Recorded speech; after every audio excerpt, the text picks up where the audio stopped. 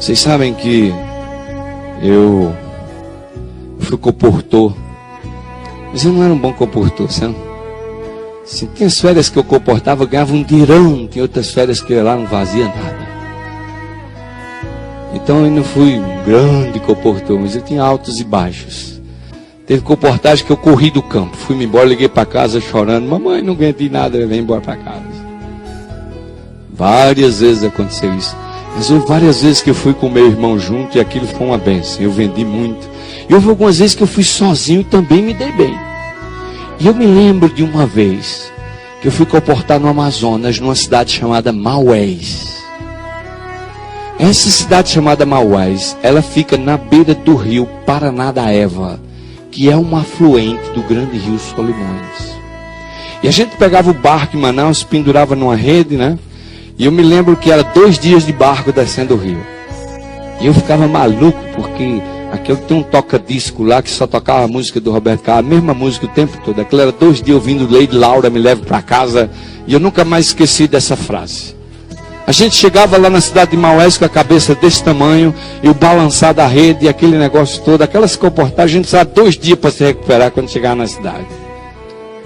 Mas eu me lembro de um domingo de manhã. Maués era uma cidade pequena naquela época, não sei hoje. Mas naquela época Maués era uma cidade pequena. Muito pequena. E eu terminei a cidade numa semana. Quando chegou na sexta-feira eu já tinha vendido para todo mundo na cidade. Não tinha mais onde bater. E eu me lembro que no domingo de manhã, umas 9 da manhã, assim, 8h30, 9 horas, o sol despontando, eu me sentei no beiradão do rio, só tinha barco na segunda. Eu terminei na quinta, mas na sexta não tinha barco para Manaus. Eu tinha que esperar o barco da segunda, que não tinha sexta. E eu me sentei num parapeito que tinha sido do beiradão do rio do Paranaíba, olhando para a cidade, e eu falei: onde é que eu não dei uma oferta aqui nessa cidade? Que hoje é domingo e ainda podia vender uma coleção de livros. E quando eu acabei de falar essa palavra, o sino da igreja católica badalou: blém, blém, blém. Eu falei: o padre. Eu não vendi para o padre. O padre. Corri para casa. Eu me lembro do obreiro da igreja, irmão na testa. Ele falou: o que foi isso? Eu falei: olha, o padre, não vendi para o padre. Me ajeitei tudo, arrumei, botei uma gravatinha, peguei o prospecto, saí para a igreja católica. Quando cheguei lá, a missa estava começando. Falei: eu vou ter que assistir essa missa aqui hoje. Aí entrei pelo cantinho assim, chamei o sacristão, falei: vem cá. Ele falou: fala pro padre que eu sou um seminarista de São Paulo e eu quero falar com ele no fim da missa. Eu falei: tá bom, agora não dá que o padre está entrando para fazer a missa. Tá. Sentei lá atrás na missa, e quando o padre entrou, eu levantei a cabeça assim, fiquei um pouquinho em pé, e o sacristão fez assim para mim, como quem diz: o padre vai lhe receber.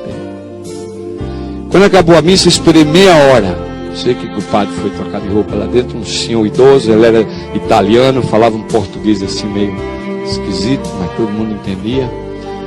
E aí, finalmente, o sacristão veio e disse: vem aqui, o padre vai lhe receber na biblioteca, na casa paroquial.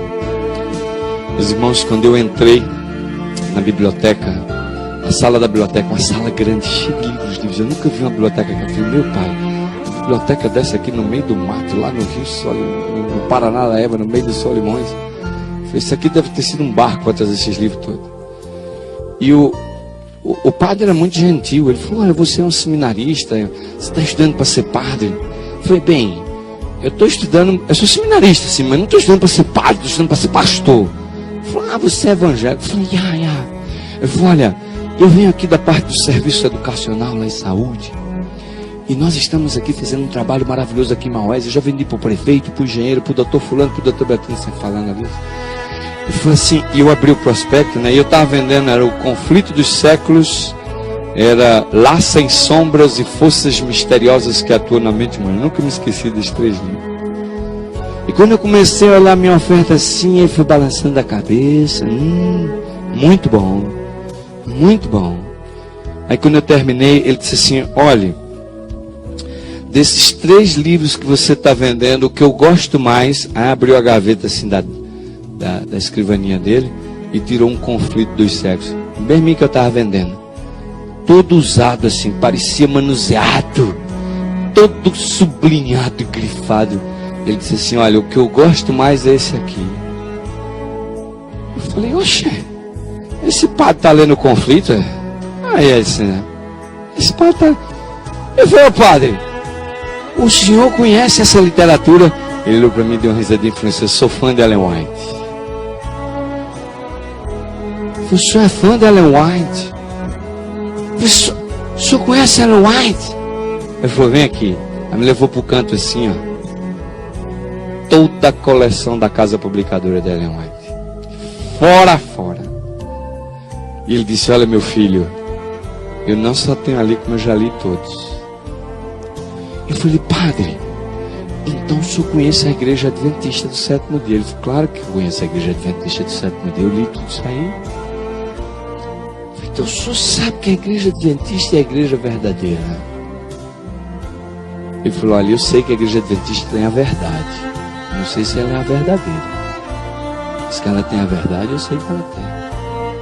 Eu falei: mas padre, por que é que o senhor não se converte? Nós temos uma igreja ali na frente. Ele falou assim: olha, eu não me converto para o adventismo nem a minha paróquia, porque vocês dão muito mau testemunho. Eu conheço a igreja de vocês aqui, a vida dos membros de vocês. Se eu disser à minha população que eu sou adventista,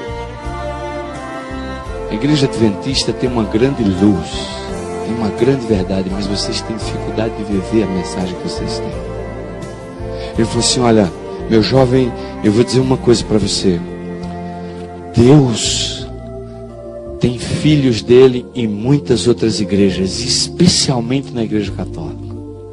E ele me fez uma revelação, isso faz muitos anos, esse padre já deve ter morrido, mas naquela época ele me afirmou. Ele disse assim: olha, ainda o ano passado eu fui convidado para ir à conferência dos bispos lá em Taici.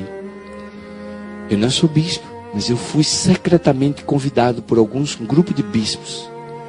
E nas madrugadas a gente se reunia para estudar o conflito dos séculos. E ele disse: olha, vocês adventistas acham que vão para o céu, que estão salvos, que são os melhores. Mas existem muitos padres e bispos católicos que estão estudando seriamente as profecias. E eles estão esperando a hora certa, quando se levantar a controvérsia entre o sábado e o domingo. E eles vão abraçar a verdade do sábado e vão levar fiéis católicos com ele aos milhares. E ele disse assim: aí nós vamos terminar a obra que vocês adventistas não estão terminando. Vocês sabem, quando eu conto isso eu me arrepio, porque eu me lembro do momento. Eu entrei ali, era o que? Umas 10h30, 11 horas. Quando eu saí lá, era 9 horas da noite. Eu passei o dia com o padre lá estudando o grande conflito, falando dos eventos finais. Aquela noite, quando eu saí fora da casa paroquial, a lua caía sobre o Paranaíba, e eu andando pelo beiradão daquele rio, olhei para aquele céu estrelado de lua cheia. E eu falei: Senhor, tem misericórdia da igreja adventista.